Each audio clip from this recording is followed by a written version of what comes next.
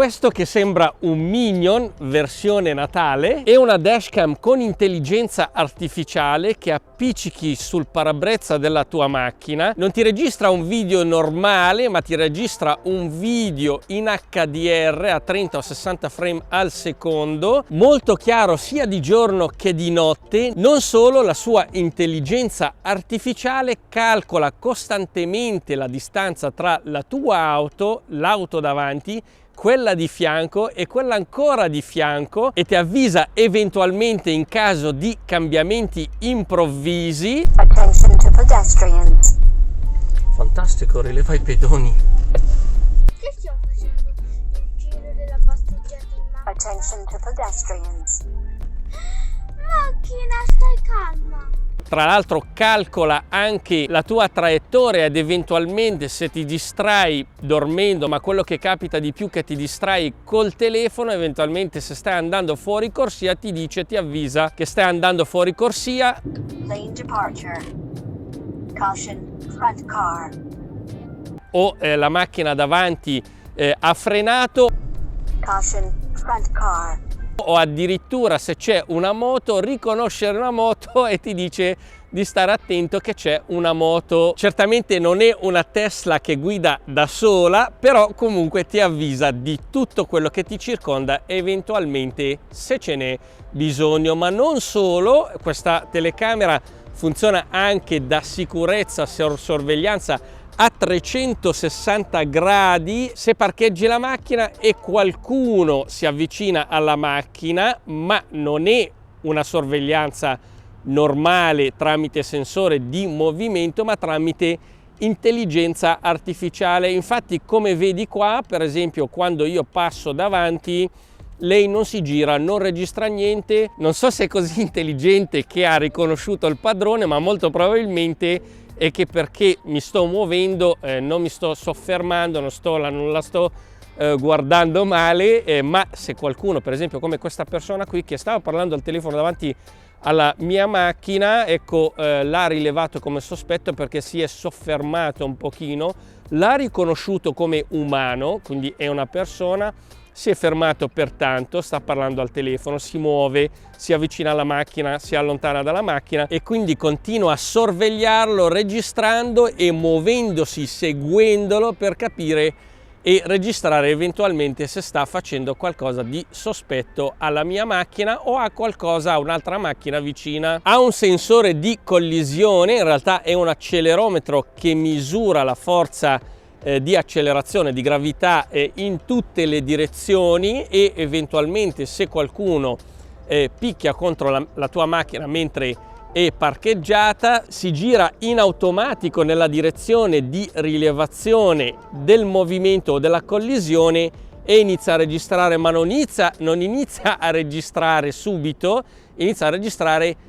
5 secondi prima. Ovviamente se una persona o una macchina continua a inseguire la macchina rilevando la targa, che come vedi dalle immagini le targhe sono molto evidenti e leggibili, registra in 1080p a 30 o a 60 frame al secondo. La qualità a 60 frame al secondo in movimento sicuramente è migliore, anche perché se c'è un movimento veloce ha 30 frame in più per riuscire a darti un'immagine più chiara degli oggetti in movimento. Però purtroppo a 60 frame al secondo non è possibile attivare l'HDR, che come vedi qua la qualità è completamente diversa, molto superiore, e nonostante che in questo momento per esempio sono controsole, tutti gli oggetti, tutte le cose sullo schermo si vedono, sia quelle chiare che quelle scure, alla stessa maniera. Ma la cosa che mi ha impressionato di più in realtà è il consumo bassissimo di energia. Infatti se la colleghi direttamente alla batteria della tua auto e attivi la modalità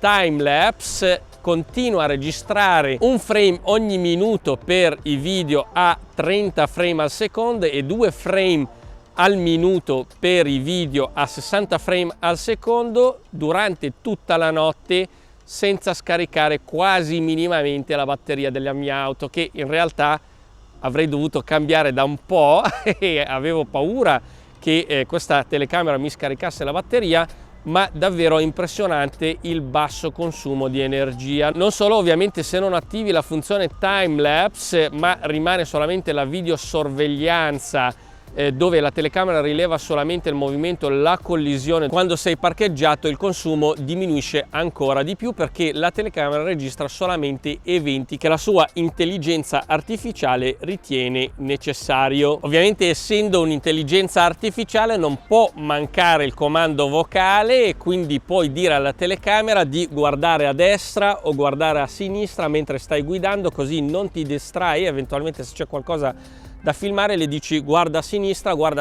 inizia a registrare per 10 secondi a sinistra, poi ritorna a guardare la strada, le dici guarda a destra, o se vuoi puoi anche dirle di guardare all'interno della macchina per registrare qualcosa in particolare, o se vuoi puoi fare anche addirittura un vlog. Le dici voglio fare un vlog e si gira verso di te, ti fa il countdown, inizia a parlare 10 secondi e poi si rigira un'altra volta e continua a registrare la strada. Shoot vlog.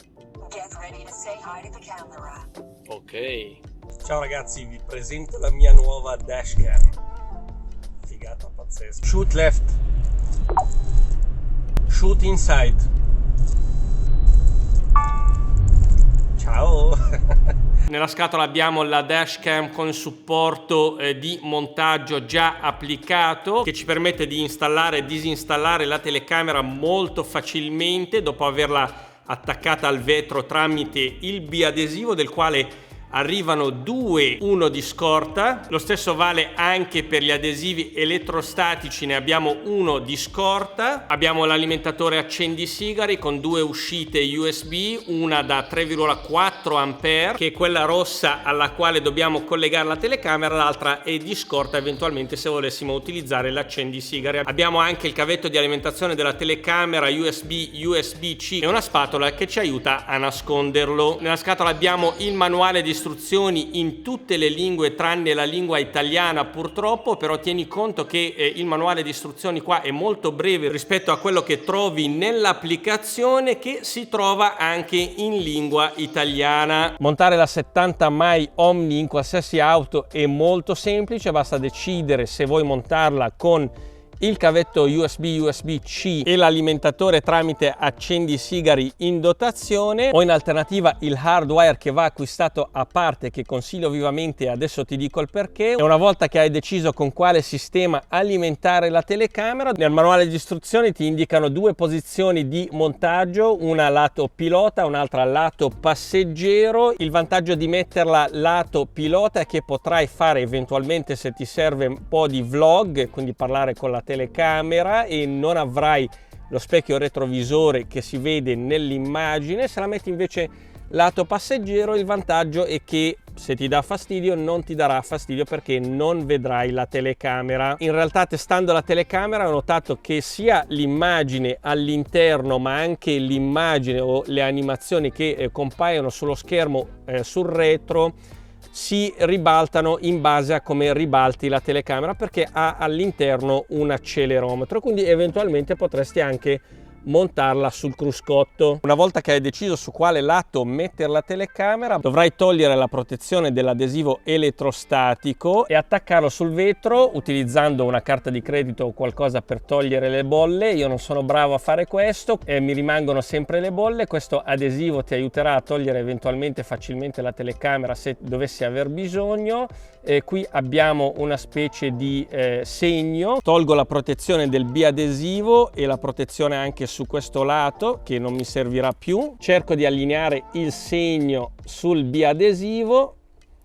Una volta montato, posso inclinare la telecamera nella direzione corretta che voglio e far correre il cavo sotto i montanti aiutandomi con la spatola. In realtà, se vuoi alimentare la telecamera tramite l'alimentatore accendisigari in dotazione, è meglio far correre il cavo dal lato passeggero. Basta connettere il cavetto USB all'accendisigari e la telecamera funziona di già. Purtroppo però, per quanto riguarda i comandi vocali, sono solamente in lingua inglese, che si possono tranquillamente memorizzare, che sono molto semplici e si trovano tutti all'interno del manuale di istruzioni completo che in lingua italiana all'interno dell'applicazione. Per quanto riguarda le impostazioni della telecamera, sono molto rapide perché vengono comunicate via Bluetooth, tranne alcune che necessitano una connessione al hotspot che crea la telecamera, quindi via wifi. Quelle che prevedono per esempio le tarature, quindi il movimento della telecamera e la trasmissione di immagine dalla telecamera al cellulare. Quindi, e adesso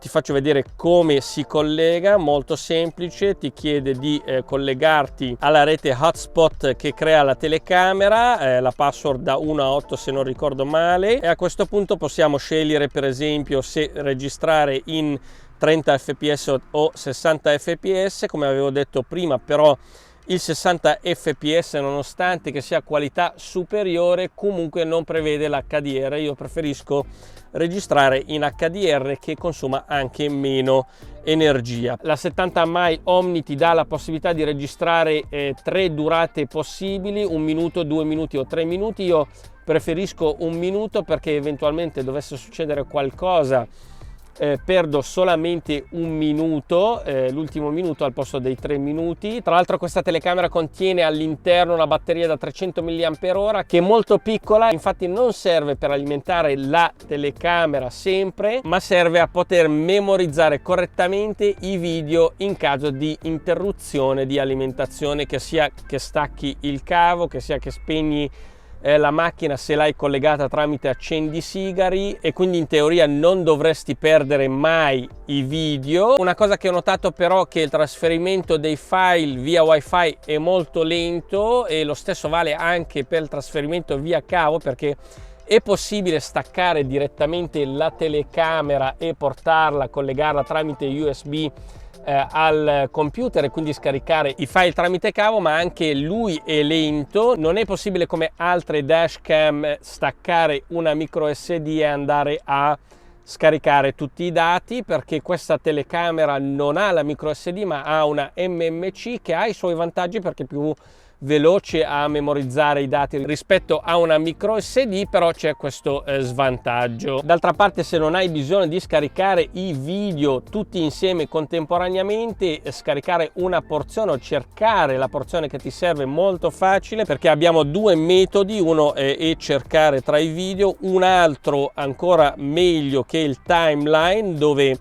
possiamo scorrere il tempo. Per esempio questo è la notte, era un timelapse, ti fa vedere tramite i colori per esempio lo standard, emergenza, parcheggio, timelapse, vlog. Ecco, tutti questi sono segnati all'interno del timeline. Quando hai bisogno di una porzione, per esempio supponiamo qua, adesso lo faccio andare, ecco, per esempio se mi serve una porzione di questo video, basta fermare qua e gli dico di fare il download sul mio cellulare di un 10 secondi, 20 secondi, 30 secondi fino a 3 minuti. Posso fare il download solamente della porzione che mi serve. Una volta fatto il download posso aggiungere o non aggiungere i visual effects. Infatti, una volta che hai fatto il download della porzione che ti serve, potrai andare qua, cliccare sull'album locale e a questo punto potrai eventualmente combinare gli effetti visuali, dove la telecamera applica al video tutte le rilevazioni che sono state fatte tramite intelligenza artificiale. Per esempio il nostro tragitto sulla mappa, la nostra velocità. Come vedi, non rileva solamente la distanza tra il mio veicolo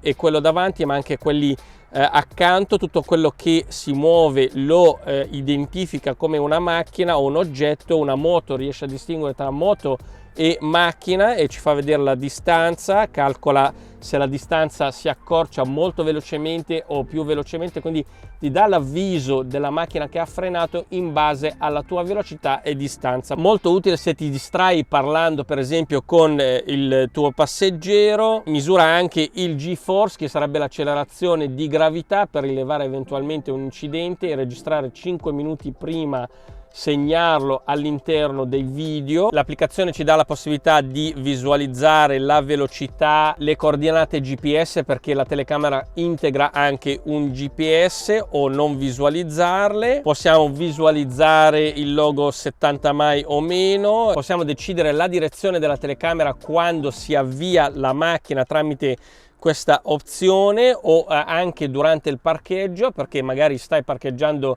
la macchina in ufficio di coda, quindi ti interessa che la telecamera registri il retro dell'auto, che tanto non c'è nessuno davanti, o parcheggi la macchina al contrario, ti interessa vedere davanti. Possiamo abilitare o disabilitare i sensori di collisione. Tra l'altro possono funzionare questi solamente nella modalità parcheggio, che funziona solamente se colleghi la telecamera direttamente alla batteria della macchina. Lo stesso vale anche per rilevamento del movimento e anche il time lapse. Per sfruttare meglio qualsiasi dashcam, e in particolare questa, ci serve il hardware kit, che purtroppo non arriva con la telecamera, va acquistato a parte. Questo ci permetterà fondamentalmente di avere due vantaggi. Il primo e di registrare anche quando non siamo in macchina e la macchina spenta. Il secondo vantaggio è di avvisare la telecamera che è entrata in modalità parcheggio. Adesso ti faccio vedere come. Qualcuno potrebbe avere la macchina come la mia, che quando spegni la macchina l'accendisigari rimane alimentato, e sì, a questo punto la dashcam continuerà a registrare quando la macchina è spenta. Purtroppo però l'alimentatore da accendisigari che arriva con questa dashcam non rileva il voltaggio e continua comunque a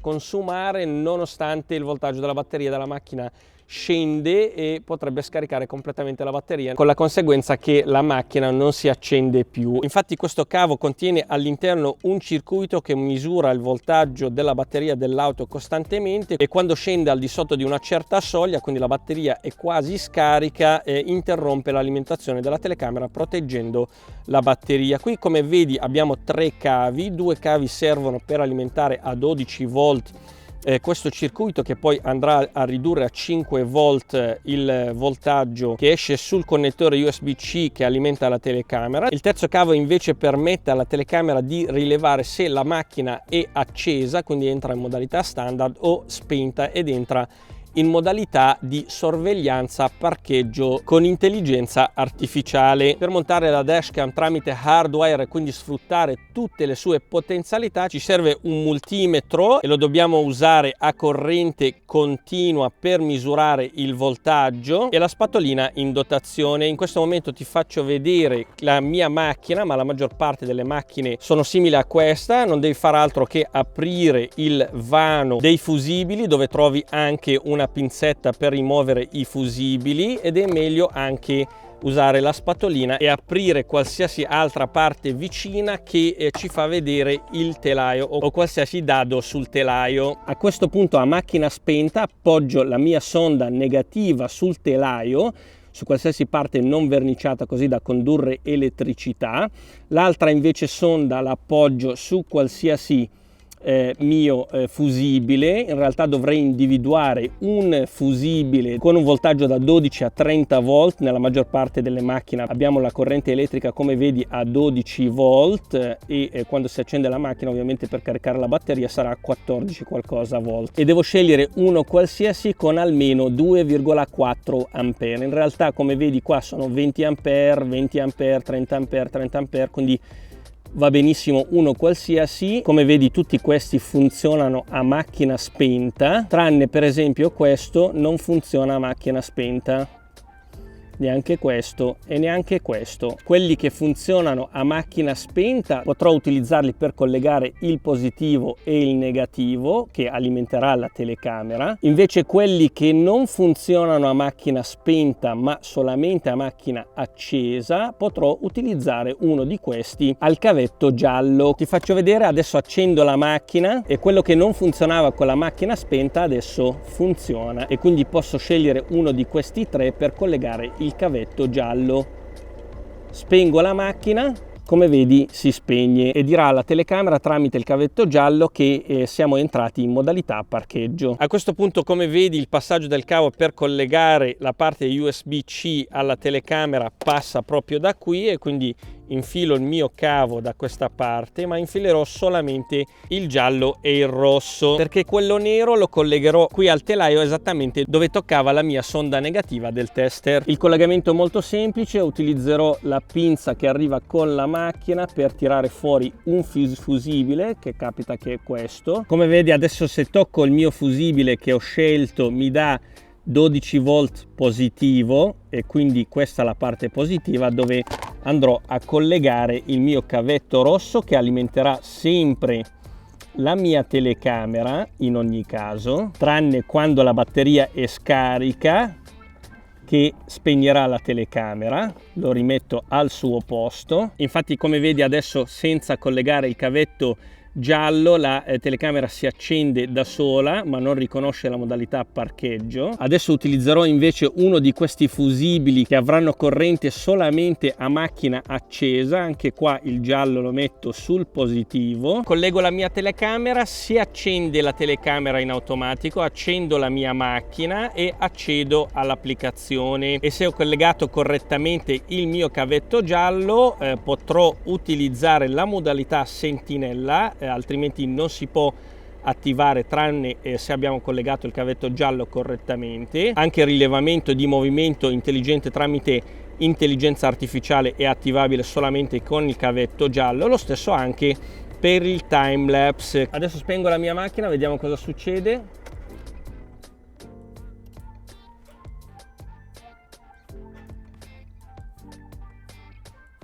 Ok,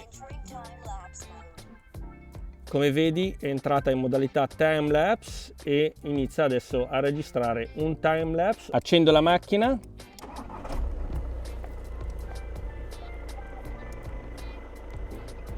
si accende, inizia a registrare in modalità standard, spengo la macchina,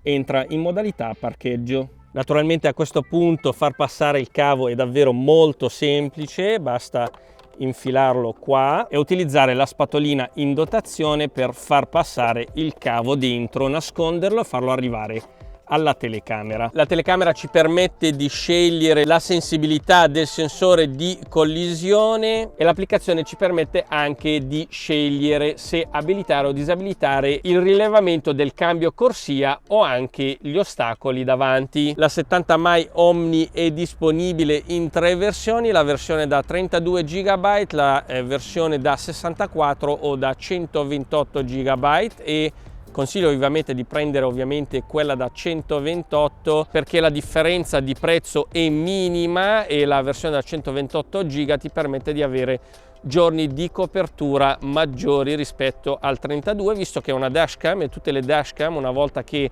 raggiungono, riempiono tutta la memoria, iniziano a cancellare l'ultimo file più vecchio. Se di 3 minuti cancelleranno 3 minuti, se no se registrate un file di 1 minuto alla volta cancellerà 1 minuto alla volta, riempendo quelli nuovi. E ovviamente in Italia non è come a Dubai praticamente se ti arriva una multa ti arriva in tempo reale, ti arriva sul cellulare la notifica mentre la stanno facendo, e ovviamente se hai una dashcam avrai la possibilità di contestarla subito perché hai il file e se c'è una incongruenza potrai contestarla. In Italia purtroppo non è possibile perché ti arriva la multa magari anche dopo 3 mesi, dove non hai più in memoria niente neanche qua, e se sei fortunatissimo ovviamente non prendi la multa. Se sei meno fortunato, ecco, di poco, ti arriverà la multa velocemente, avrai anche la possibilità di contestarla con la tua dashcam che registra anche la velocità ovviamente. Insomma, per questa poca differenza vale la pena sicuramente prendere da 128 GB e avere uno storico maggiore. Come al solito ti lascio il link e coupon sconto nella descrizione del video. Se hai delle domande lasciale giù